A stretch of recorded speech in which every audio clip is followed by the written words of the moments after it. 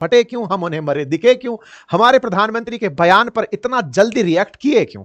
एक एक करके कारण ढूंढते हैं। हद तो यह है कि इन्हें हमारी अर्थव्यवस्था मरी दिखी थी। मरी अर्थव्यवस्था से याद आया कि हमने ये जो सेशन किया था जिससे कि डेड इकोनॉमी पर हमने अपनी तरफ से जो काउंटर्स दिए थे, आज कुछ प्रमुख अखबारों की हेडलाइंस थे। अगर आप हिंदी अखबार पढ़ते हैं तो मैं आपके सामने उनका जिक्र तो नहीं करूंगा, लेकिन अगर आप पहचान गए हो तो कल हमने जो डेड इकोनॉमी पर ट्रंप के सामने कटाक्ष पेश किया था वो आज के कई प्रमुख हिंदी अखबारों की सुर्खी था। पहचान गए हो तो कमेंट में दीजिएगा। चलिए आगे बढ़ते हैं।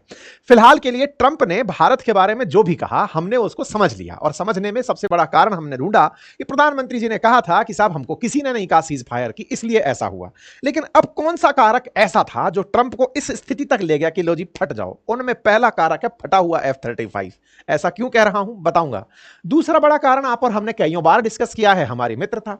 ये दोस्ती जो हम नहीं छोड़ेंगे, इसको छुड़ाने के लिए पता नहीं कितने लोग लगेंगे, तो कुछ वो मित्रता भी है, उस पर भी चर्चा होगी। और इस व्यक्ति के आज उस पागलपन की भी चर्चा होगी जिसके चलते खुद इनके यहां का बाजार अब शुरू हो रहा है। वो बाजार शुरू होते इनके यहां का भी गिर गया है। आज के सेशन में तमाम वो सुर्खियां जो F-35 से जुड़ी हैं, ट्रेड से जुड़ी हैं, रशियन ट्रेड के साथ जुड़ी हैं, सारी चर्चाएं होंगी। लेकिन उन प्रमुख चर्चाओं में आज जिन पर हमारा फोकस रहेगा वो F-35 से जुड़ी न्यूज पर रहेगा, क्योंकि F-35 इस समय सुर्खी बना हुआ है। F-35 की कहानी इस समय चर्चा का विषय बनी हुई है कि कैसे इसने रिलेट कर दिया चीजों को। आगे बढ़ेंगे, साथ में भारत का वो बयान भी जानेंगे जिसमें भारत ने तेल खरीदने पर क्या कहा और अमेरिकी प्रतिबंधों को या अमेरिकी टैरिफ को किस तरह से देखना है उस पर क्या प्रतिक्रिया दी। जियोपॉलिटिक्स की समझ जब भी करनी हो विकसित, तो हम एक चीज जरूर जानकर चलते हैं कि कोई परमानेंट शत्रु नहीं और कोई परमानेंट मित्र नहीं, क्योंकि मित्रता के साथ जो हुआ वो आपने और हमने बढ़िया से देख लिया। ऐसे में आदमी के सामने हमेशा अनिश्चितता बनी रहती है, और उसी अनिश्चितता पर साथियों आज मैं आपको एक जानकारी देने जा रहा हूं, क्योंकि अनिश्चितता बाजार में भी थी, वो हमने 2 दिन पहले ही आपको जानकारी में दे दी थी। आज मैं आपको एक साथी रिकमेंडेशन देने जा रहा हूं एक पारिवारिक सदस्य के नाते, और वो रिकमेंडेशन कुछ ये है कि आप में से कर रहे हैं खुद पर तो 1 करोड़ रुपए तक आप अपने जीवन को सिक्योर कर सकते हैं।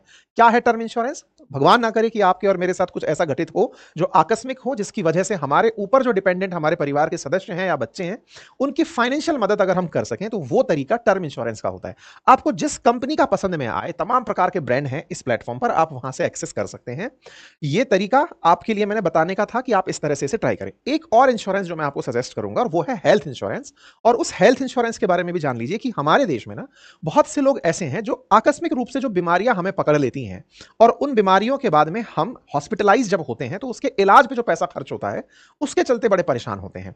तो लगभग 400 से 500 रुपए पर मंथ अपनी हेल्थ पर खर्चा करके आप जिस कंपनी का चाहें उसका हेल्थ इंश्योरेंस इस प्लेटफॉर्म से ले सकते हैं। ये बहुत ही नॉमिनल कीमत पर आपको ये उपलब्ध होगा। फिर कहेंगे जब किसी भी कंपनी का लेना है तो इसी प्लेटफॉर्म की चर्चा क्यों कर रहे हो? इसलिए क्योंकि अगर आप यहां से लेते हैं तो जो प्राइजेस किसी भी कंपनी की आएंगी वो 15 से 25% तक आपको इस प्लेटफॉर्म से कम मिलेंगी, जिसका लिंक मैंने कमेंट बॉक्स में डिस्क्रिप्शन में दिया। आप XYZ कोई सा भी ब्रांड उठाइए, बुक अगर आप यहां से करते हैं तो आपको 15 से 25% का डिस्काउंट मिल जाएगा। इसलिए लिंक मैंने डिस्क्रिप्शन में और कमेंट बॉक्स में पिन कर दिया है। जरूरी था, मैं खुद इस तरह के इंश्योरेंस होल्ड करता हूं, और आप अगर समझदार हैं, आपको इस बारे में थोड़ी भी जानकारी है, तो आप निश्चित ही करते आए होंगे। अगर नहीं किया तो प्लीज इसे रिकमेंड जरूर करिएगा। चलिए आगे बढ़ते हैं। चर्चा है F-35 की। F-35 के बारे में हम चर्चा में आए क्यों उसको पकड़ते हैं, क्योंकि होता यह है ना कि आपसे बहुत सी उम्मीदें थी, पूरी नहीं हो पाई। अब ऐसे में हमें केवल उकसावा ही भटकाने का काम करेगा। क्या हुआ कि हम नहीं चाहते, और उस अनिच्छा को अब एक किनारा मिल गया। अब वो कहानी क्या है? अब F-35 का स्टोरी सुनाता हूं मैं आपको। आपको याद है प्रधानमंत्री नरेंद्र मोदी फरवरी में अमेरिका गए थे। जब अमेरिका गए थे ना, उस समय ट्रंप का यह भाषण है, तारीखें देखें, वैलेंटाइन डे के समय की तारीख है। उस समय पर प्रधानमंत्री नरेंद्र मोदी और ट्रंप साथ में थे। ये व्यक्ति उस समय अनाउंस कर रहे हैं और कह रहे हैं कि we are also paving the way to ultimately provide India with F-35 stealth fighter, कि हम इंडिया को F-35 स्टेल्थ फाइटर देने का राह आसान कर रहे हैं। अब आपके दिमाग में एक सवाल आएगा, ये कैसे राह आसान कर रहा है? अरे भाई, फाइटर जेट बेचने की बात कर रहा है। इस पर मैंने ये 14 तारीख की खबर है, 15 को मैंने सेशन किया था और ये कहा था कि हमारे सामने एक धर्म संकट आकर खड़ा हो गया है। क्या हम F-35 लें या पुतिन वाला सुखोई 57 लें? अब आप पूछेंगे ये क्या कहानी थी? जाकर आप चाहें तो इस सेशन को देख सकते हैं। ब्रीफ में मैं बता देता हूं। F-35 अमेरिका का सबसे उन्नत किस्म का 5th जनरेशन का फाइटर जेट है। ये इसे बेचकर पैसे कमाना चाहता है। रशिया हमारे पास 5th जनरेशन सुखोई 57 ऑफर कर रहा है। दिक्कत क्या है, हम F-35 ले तो लें, सबसे बड़ा चैलेंज ये है कि ये टेक्नोलॉजी ट्रांसफर नहीं करते। टेक्नोलॉजी ट्रांसफर का मतलब है कि अमेरिका वाले फाइटर जेट तो पकड़ा रहे हैं, लेकिन इसकी टेक्नोलॉजी क्या है, अगर हम उसको साथ में मिलकर बनाना चाहें तो वो उसे हाथ भी नहीं लगाने देते। वहीं रूस वाले हमारे साथ कहते हैं कि सर अगर आप सुखोई 57 लेते हैं, एक तो हम सस्ता देंगे, दूसरा इसका सोर्स कोड और देंगे, और आपके यहां पर ही इसके अंदर कुछ परिवर्तन कर सकें ये सुविधा भी देंगे। तुलनात्मक रूप से रूस हमारा पुराना मित्र रहा है, ट्रायल एंड टेस्टेड मित्र रहा है, ट्रस्टेड मित्र रहा है। ऐसे में हम अक्सर रूसी चीजों की तरफ आकर्षित होते हैं, क्योंकि इतना सारा पुराना हमारे पास जो सामान है, साजो सामान रक्षा का, वो रूस से ओरिएंटेड है। अच्छा, अब दूसरा पॉइंट समझिए, जब ये F-35 बाजार में आया ही था, उसी समय इसको क्रिटिसाइज किया था कि ये बकवास चीज है इन्होंने बना दी। लेकिन भाई अमेरिका है, बन गया तो बेचना है, तो वो सब अपने मित्रों को चिपकाता है कि लो भाई नाटो कंट्री हो, खरीदो इसको। अभी नाटो कंट्रीज का इसने बजट बढ़वाया, आपको याद होगा, अपनी जीडीपी का 5% नाटो पर खर्च करो। उसका असल उद्देश्य क्या था कि खुद की रक्षा पर खर्च करके F-35 या F-16 ये सब खरीद लो ताकि तुम लोग सेफ फील करो। वो तरीका इसने अपना रखा है। भारत ने इस बात को समझने के लिए थोड़ा समय दिया।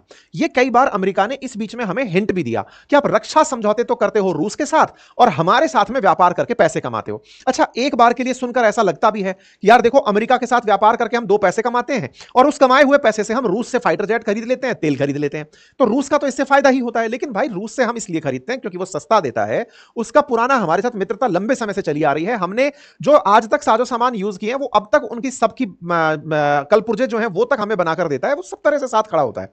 खैर, अमेरिकियों ने हमें तरह तरह से समझाने का प्रयास किया, हम नहीं माने, लेकिन किस्मत को कुछ और ही मंजूर था। जिस F-35 को हम लेना ही नहीं चाह रहे थे, वो खुद आकर हमारी झोली में गिर गया। कैसे?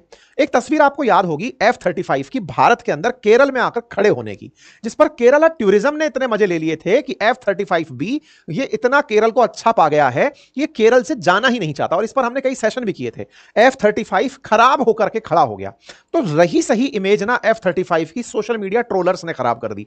भाई इसके मजे ले लिए, F-35 सही नहीं हो रहा है, और वाकई में इंडियन मीडिया ने इसको इतना उछाल दिया कि जितना इमेज F-35 ने उड़ करके या बम गिराकर नहीं बनाई होगी, उससे कहीं ज्यादा बिगड़ कर रही थी। क्योंकि टैरिफ जिस तरह से हम पर आया कि लो भाई 25% टैरिफ पकड़ो, मैं तुम्हारा नुकसान कर दूंगा, क्योंकि आपको याद है आज ये टैरिफ निकाला है, 7 अगस्त से अप्लाई करेगा, दुनिया भर के देशों की इसने लिस्ट जारी कर दी है।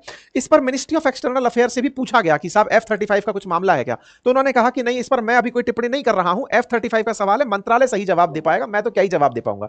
लेकिन मैं आपको सदन में पूछे गए सवाल का जवाब देता हूं, और वो ये था कि will the ministry of external affair बताने का कष्ट करेगा कि whether any official proposal was received from the US regarding the sale of F-35 fighter jet to India following the announcement by the USA prime minister क्या नाम है इसका, president in फरवरी।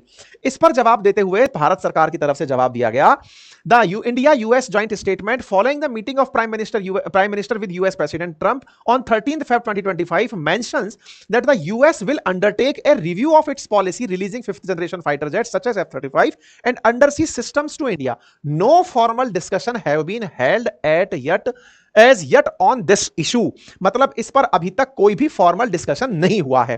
तो ये जो बात निकलकर आई ना, इससे आपको समझ में आ जाना चाहिए कि भारत इस विषय पर अभी तक तैयार ही नहीं हुआ कि सर आइए आपसे इस पर चर्चा की जाए। और चर्चा करने के नाम पर हम ट्रेड डील करने के लिए कईयों बार अमेरिका जा चुके हैं, लेकिन इस पर कोई फॉर्मल डिस्कशन नहीं हुआ। इसको रशियन टाइम्स ने उठा लिया कि देखा, इंडिया वाले अमेरिका से चर्चा ही नहीं किए थे। तो ये खोज कर निकाला गया कि वो आदमी ये पकड़ लिया कि इनके साथ ट्रेड करूं तो करूं कैसे। इसको उनके यहां का एक मंत्री भी बोला है कल परसों कि ये लोग बात ही नहीं करना चाह रहे हैं, मतलब भारत वाले बड़े क्रिटिकल हो रखे हैं। तो क्रिटिकल कैसे थे, अब वो धीरे धीरे समझ में आ रहा है। अब दूसरा कारक ढूंढते हैं। देखो, ये तो समझ में आया कि ट्रंप कहीं ना कहीं से इस बात, सेशन की कटिंग दिखाना चाहूंगा, ये रहा, ये मैंने जुलाई 18 को किया था, जिसमें मैंने आपको यह कहा था कि यूरोपियन यूनियन ने हम पर यह प्रतिबंध लगाया कहते हुए कि आप रूस से अगर तेल खरीद रहे हैं, हम उस रिफाइंड तेल को आपसे नहीं खरीदेंगे। ये इन्होंने कहा। इससे पहले नाटो चीफ ने भी हमको धमकाने के लिए कहा था, क्योंकि ट्रंप से सब सुनकर आए थे। ट्रंप इन सबसे कह रहा था कि इंडिया को किसी पार्ट पे तो दबाओ, ना F-35 खरीद रहा, ना तेल रोक रहा, व्यापार में हमसे पैसे कमा रहा है, नेगोशिएशन के नाम पर कृषि में भी तैयार नहीं हो रहा है, किसी भी तरह से नहीं हो रहा है, तो हार्ड नट टू क्रैश। तो ऐसे के अंदर अब ईयू ने अपनी तरफ से जब हमें कहा कि हम आपके यहां से रिफाइंड तेल नहीं खरीदेंगे, उसी समय पर भारत की कई कंपनियों ने रूस के साथ, जो सरकारी कंपनियां थी, उन्होंने नेगोशिएशन राउंड में एंट्री कर ली। क्यों? क्योंकि यूरोपियन यूनियन ने कहा $45 प्रति बैरल इससे सस्ता अगर तेल खरीदते हो तो ही अलाउड होगा, इतना तो रशिया भी नहीं बेचेगा। पिछली बार वो $60 प्रति बैरल बेच रहा था। तो एक तरीके से बार ऐसी लगा दी यूरोपियन कंपनीज ने हम पर कि हम उसके चलते सस्ता तेल खरीद नहीं पा रहे थे।